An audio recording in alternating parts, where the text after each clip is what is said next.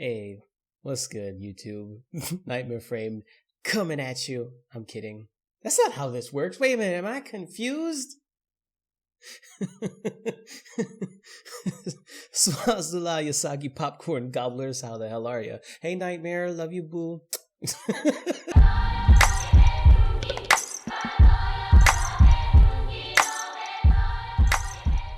Anywho, we're going to talk about a little weapon today. Literally a little weapon.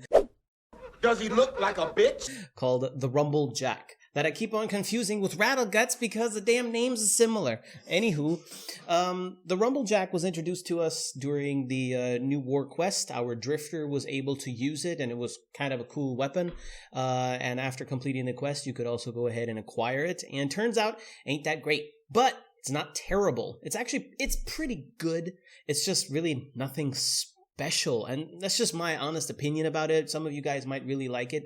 I think the main issue that I have with the damn thing is the stance. Our dagger stances are trash. I'm sorry, but they're all garbage. Effective? Duh. But that's beside the point. The animations of our dagger stances are hot garbage. But that aside, before I show you the build and kind of like the demo montage and all that stuff, let me show you guys what's special about this particular dagger. Now, this dagger has a very strange gimmick to it, a little thing that makes it a little bit extra, makes it a little bit special. Not really, but here, check this out, right? Upon heavy attack, you sometimes open enemies to finishers. Now these here aren't moving, so I could probably do a finisher on them anyway. Can I? From behind, yes. Okay, cool. So then we know that from the front is properly triggered. So heavy attack, and then they're sometimes open for finishers.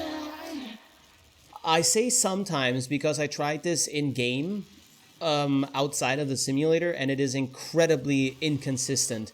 I have done upward of 3 or 4 heavy attacks without having the enemies open to finishers. But if you do want to use it for this particular mechanic, hit them with the heavy attack and then do a finisher on them, which with a modded Rumblejack is pretty powerful, but I mean, which melee weapon isn't powerful on finishers, you know?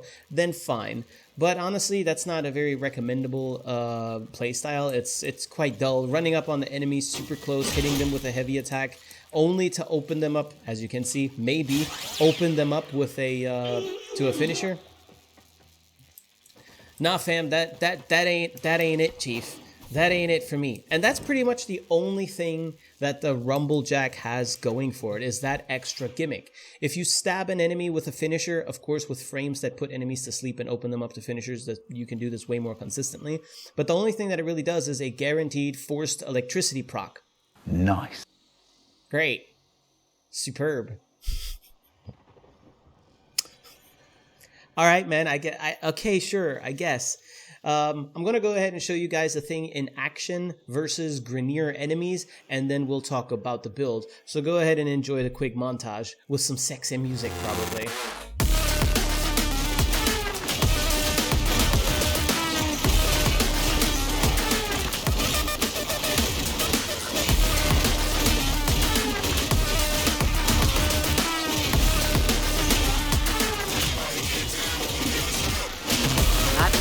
Not bad.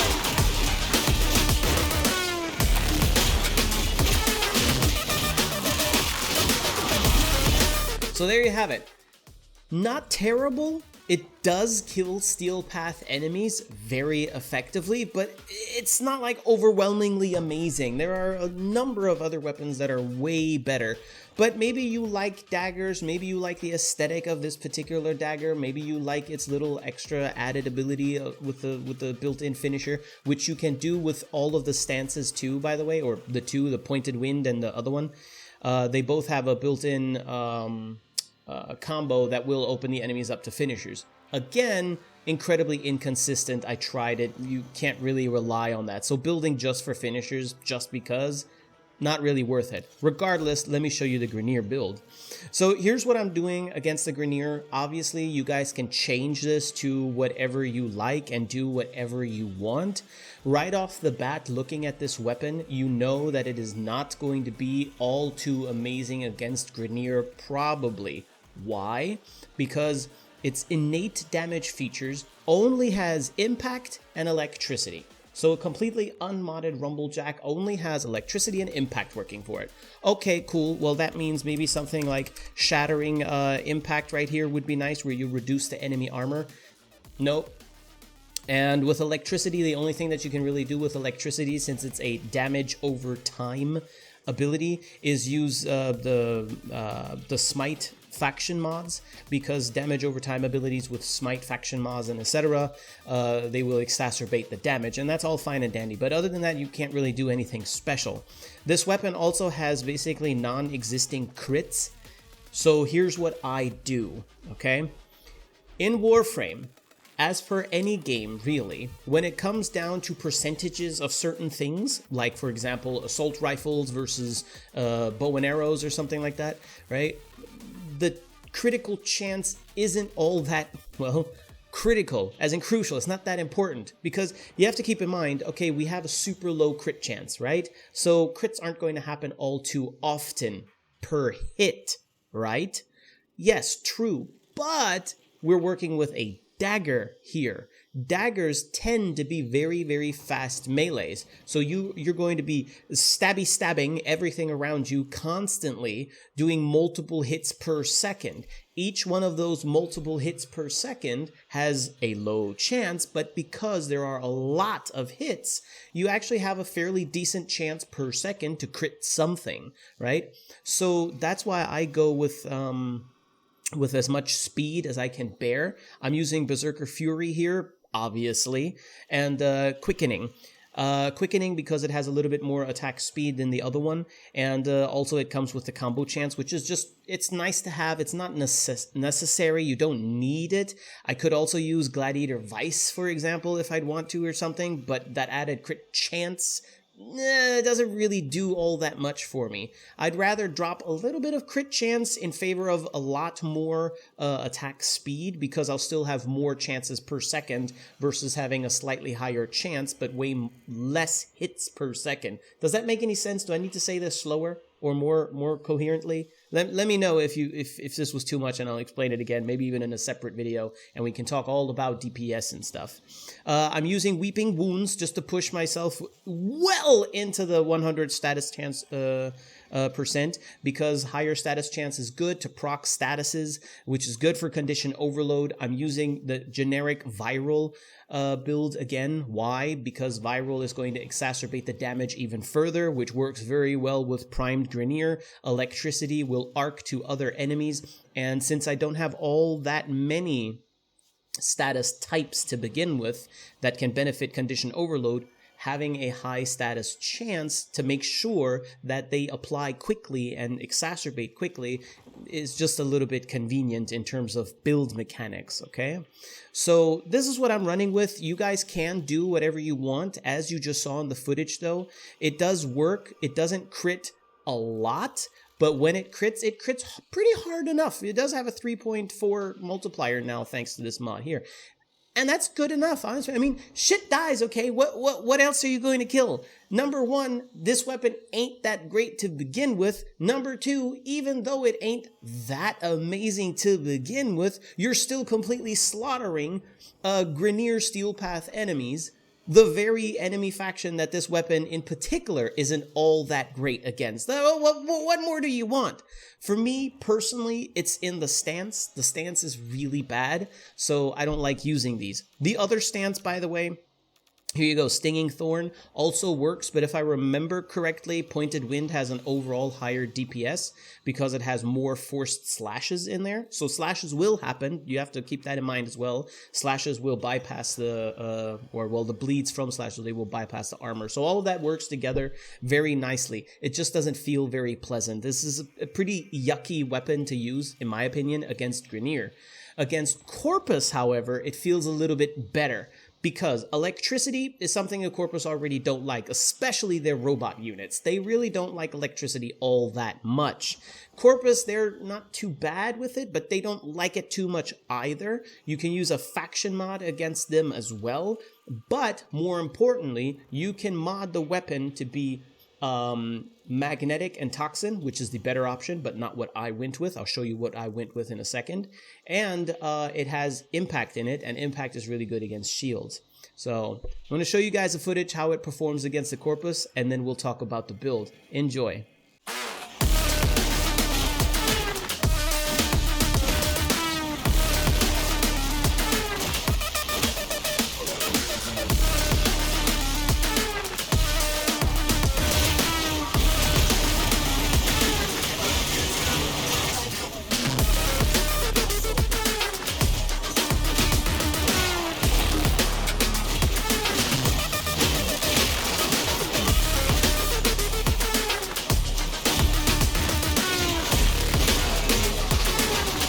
So if that wasn't nasty, then I don't know what is.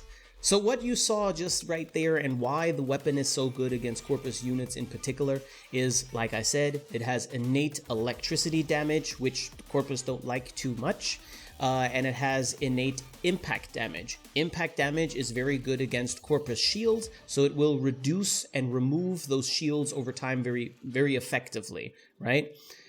Furthermore, you could, if you'd want to, build the Rumblejack for magnetic and toxin. That is the best thing that you can mod against the Corpus. Why? Because toxin will bypass the Corpus shield, it'll ignore their shields and just go straight for their HP, and when the HP hits 0, things be dead, okay? Why didn't I go with that though? Why am I not running that? I'm running a gas electrical build instead. Okay, so with the gas build, you have the impact that destroys the shield anyway. The gas also attacks the shield. That does not bypass, which is okay though. So you have all the forces working toward removing the shields as quickly as possible, and then the gas will really, really hurt their HP once the shields are gone. And it is fast enough, trust me, I tried it, and it works fine, as you also just saw. Gas being a damage over time ability is going to be kind of nice with the smite mod against the Corpus. Again, I'm using speed for quickening, which is also going to benefit if, you know, some of you Tenno desperately want to use the heavy damage, not heavy damage, but the heavy attack to trigger a finisher. If you want to really use that, then having quickening in here is going to be good, because with a couple more slashes, you'll probably have your combo multiplier back. I'm using Primed Fever Strike to exacerbate the damage from gas, of course, and I have a little bit of reach in here. I could also go with the other one, the spring-loaded chamber. Show you guys. What the hell? Oh, range maybe. Stupid. There you go. You could also put spring-loaded chamber in here, but I honestly don't want to put a forma in this weapon. It's not that great anyways, so why waste a forma on it? Plus, without any forma, these two builds that I have right here will completely destroy everything in the game anyway, so why bother? But you could put this in here and have more range. It would be better than this here. Again, with this particular build, you don't even really need to worry about range anyway, because you're running a gas build and electricity, which both attack nearby enemies as well, so you're going to be affecting them anyway. I've seen it happen a couple times that I'm attacking this enemy, but the dude standing over there dies just because of proximity damage, right? So this is what I'm running. I have a very nice, clean 100% status chance. You could go ahead and put Weeping Wounds in here if you prefer, you know, like I had over here on the Grineer build. On this one, though, I used melee prowess because it hits me, puts me right on the right smack dab on the 100% status chance. Weeping Wounds would still be better, but it's not necessary. It is technically better though. But you could do whatever you want, you know, you just do whatever you want. The weapon will murder everything. These two builds will murder literally everything in the game, even though the weapon in general isn't all that great, at least not in my opinion, and it's definitely not enjoyable because the stances are pretty terrible. I'm just saying, man, my verdict on the Rumblejack is it's all right. It's good enough, but it's not that enjoyable. But, oh well, you guys let me know what you think about the weapon. Do you like it? Do you not like it? Do you wish it had a different gimmick? What do you do with it? What is your build? What are your thoughts? Just let me know whatever you want to. And in case you didn't notice just yet, shameless pluggage, Right down in the description below, you'll find access to my merch store, and you can get yourself a sexy ass hoodie and be a certified sexy bastardino. Alright guys, I'll see you in the next video. Until then, stay healthy and safe, take care of each other, and peace the fuck out. And of course, don't forget to like and subscribe to all of my shitty channels. Now fuck off. Bitch.